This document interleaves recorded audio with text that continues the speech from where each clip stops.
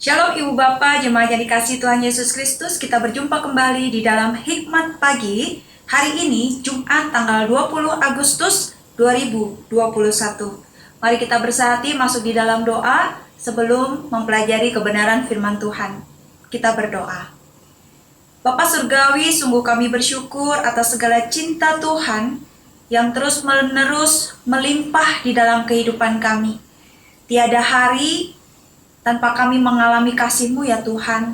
Selalu dan selalu berkat Tuhan limpah atas kami, dan selalu Tuhan menyertai langkah kehidupan kami dan mencukupi apa yang menjadi kebutuhan kami. Bukan hanya kebutuhan jasmani, namun juga kebutuhan rohani. Pada pagi hari ini kami mendekat kepadamu untuk merenungkan firman Tuhan. Bersabdalah karena kami siap untuk mendengarkan firman Tuhan, mempelajarinya, dan melakukannya di dalam kehidupan kami. Di dalam nama Tuhan Yesus kami sudah berdoa. Amin. Firman Tuhan hari ini bertemakan pergi menyatakan Kristus. Terambil dari kitab Yeremia pasal yang pertama, ayat yang keempat hingga ayat yang ke-10. Namun saya akan membacakan untuk kita semua fokus di ayat yang ke-10 saja.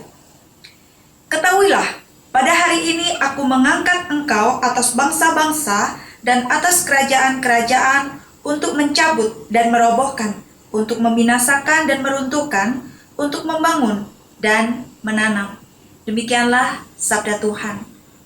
Ibu Bapak jemaat yang dikasihi Tuhan, Chris Downey merupakan seorang arsitek profesional yang dipercayakan untuk bekerja di sebuah perusahaan terkenal dalam bidang desain arsitektur. Satu waktu, Downey merasakan ada sesuatu yang tidak beres dengan penglihatannya. Setelah mengikuti sejumlah pemeriksaan dokter, hasilnya adalah ditemukan sebuah tumor yang menutup syaraf matanya. Tidak lama kemudian dunianya menjadi gelap. Downey mengalami kebutaan.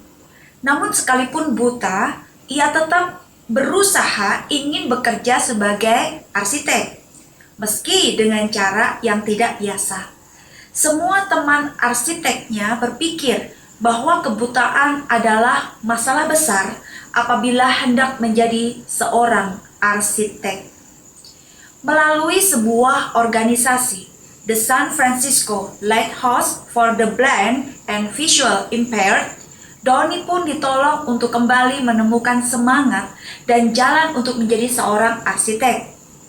Downey menemukan bahwa justru di dalam kelemahannya lah ia diberikan kesempatan untuk merancang gedung dengan perspektif yang unik sehingga bisa ditawarkan oleh arsitek normal lainnya. Keterbatasan justru menjadi kelebihan dan kekuatan bukan hanya bagi dirinya sendiri tetapi juga orang lain.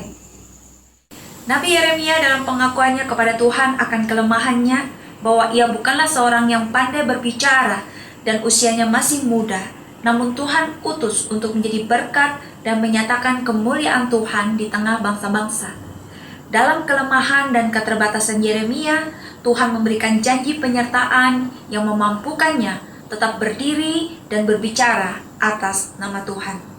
Ibu Bapak jemaat yang dikasihi Tuhan, dalam kehidupan kita pun sebagai anak Tuhan yang dipanggil untuk tampil menyatakan Kristus dan membawa dampak di tengah dunia, terkadang kita juga merasa takut dan gentar. Kita seringkali merasa bahwa kita masih memiliki banyak kekurangan, tidak cakap berbicara, takut ditolak, dan sebagainya. Akan tetapi kita melihat ada satu janji dan penyertaan yang Tuhan berikan kepada kita, sehingga kita dapat dengan berani pergi menyampaikan Kristus, pergi membawa orang-orang untuk melihat terang keselamatan di dalam Kristus Yesus. Dalam kelemahan, Tuhan memampukan kita untuk pergi menyatakan kebenarannya. Amin. Mari kita berdoa. Bapa Surgawi, kami sungguh bersyukur untuk kebenaran firman Tuhan yang kembali mengingatkan kami bahwa Tuhan senantiasa hadir, melingkupi, melindungi, dan memampukan kami semua dengan segala keterbatasan yang ada untuk tetap menyatakan kemuliaan Kristus, menyatakan terang Kristus di dalam kehidupan keseharian kami, sehingga melalui kami, nama Tuhan juga boleh dijunjung tinggi dan banyak orang mendapatkan keselamatan di dalam Kristus Yesus.